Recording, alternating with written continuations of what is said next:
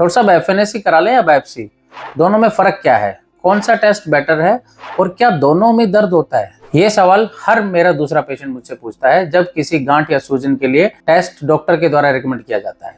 तो आज के इस वीडियो में मैं आपको बताऊंगा एफएनएसी और बायोप्सी में क्या फर्क होता है, कौन सा टेस्ट किस कंडीशन में बेटर होता है, और अगर आपके डॉक्टर ने दोनों में से कोई सजेस्ट किया है तो आपको किस बात का ध्यान रखना है। तो वीडियो को एंड तक जरूर देखें क्योंकि एक छोटी सी क्लैरिटी आपको बड़ी टेंशन से बचा सकती है। नमस्कार दोस्तों, मैं doctor Ajit Yadav, interventional radiologist.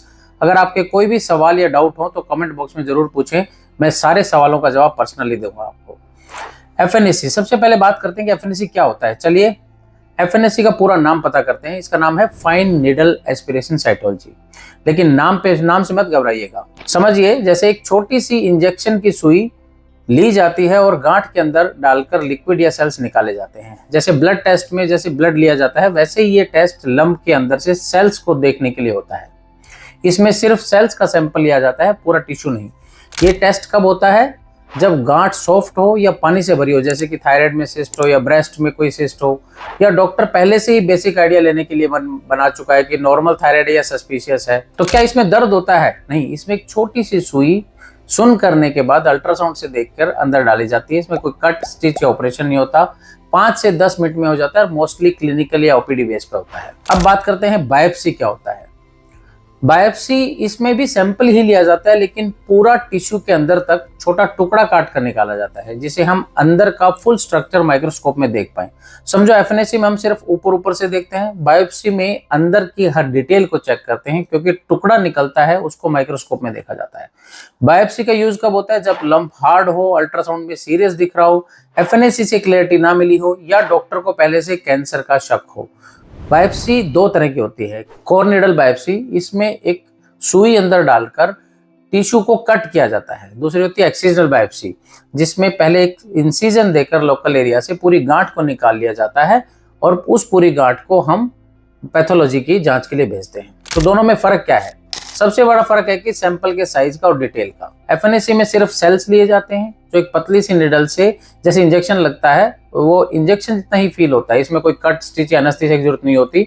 OPD procedure है, सिंपल 5 मिनट में हो जाता है। लेकिन बायोप्सी में पूरा टिश्यू निकाला जाता है ताकि उसके स्ट्रक्चर, अंदर की लेयर बाय लेयर की जांच माइक्रोस्कोप में देखकर कर सकें। इसमें लोकल एनेस्थीसिया दिया जाता है, कभी कभी छोटी सर्जरी करके भी निकाला जाता है जिसको एक्सिजनल बायोप्सी बोलते हैं। एफएनएसी और बायोप्सी में टाइम का ज्यादा फर्क नहीं है और इसमें अगर हम बात करें डिटेल डायग्नोसिस की, तो जैसे कैंसर है या कौन सा स्टेज का कैंसर है, तो बायोप्सी ज्यादा एक्यूरेट होती है। एक और फर्क यह है कि एफएनएसी में कभी कभी रिजल्ट इनकंक्लूसिव आ जाता है, यानी कि रिपोर्ट के बेसिस पर क्लियर डिसीजन नहीं मिल पाता है। ऐसे में डॉक्टर बायोप्सी सजेस्ट कर सके हैं ताकि क्लियर डायग्नोसिस हो सके। दोनों टेस्ट का अपना एक रोल है। एफएनएसी पहला स्टेप होता है और बायोप्सी कंफर्म करने के लिए फाइनल टेस्ट होता है। तो दोनों ही टेस्ट अगर रिकमेंड किए गए हैं तो एफएनएसी स्क्रीनिंग की तरह यूज करते हैं। तो कौन सा टेस्ट कब करवाना चाहिए, ये डिसीजन पेशेंट का नहीं होता बल्कि डॉक्टर का होता है, क्योंकि उनको लंप को इमेजिंग पर देखकर ही डिसाइड करना होता है। फॉर एग्जांपल, अगर लंप सॉफ्ट है, पानी जैसा लग रहा है, तो पहले एफएनएसी से काम हो जाता है। लेकिन अगर लंप हार्ड है और कैंसर का शक है तो पहले बायोप्सी ही रिकमेंड की जाएगी। ये डॉक्टर डिसीजन लेते हैं आपकी सीटी, एमआरआई या अल्ट्रासाउंड की रिपोर्ट पर। तो बहुत लोगों का एक बहुत बड़ा डाउट है कि डॉक्टर साहब बायोप्सी करवाने से कैंसर फैल तो नहीं जाता है? इसके लिए मैं एक डिटेल वीडियो बना चुका हूं जिसे यहाँ पर आप क्लिक कर देख सकते हैं, और साथ ही डिटेल में मैंने बताया था कि बायोप्सी कैसे की जाती है और क्या प्रोसीजर होता है। अगर आपके मन में अभी भी कोई कंफ्यूजन है तो कमेंट बॉक्स में अपना क्वेश्चन लिखिए, मैं आपको पर्सनली जवाब दूंगा। मिलते रहेंगे अगले वीडियो में। स्वस्थ रहें, सुखी रहें। जय हिंद।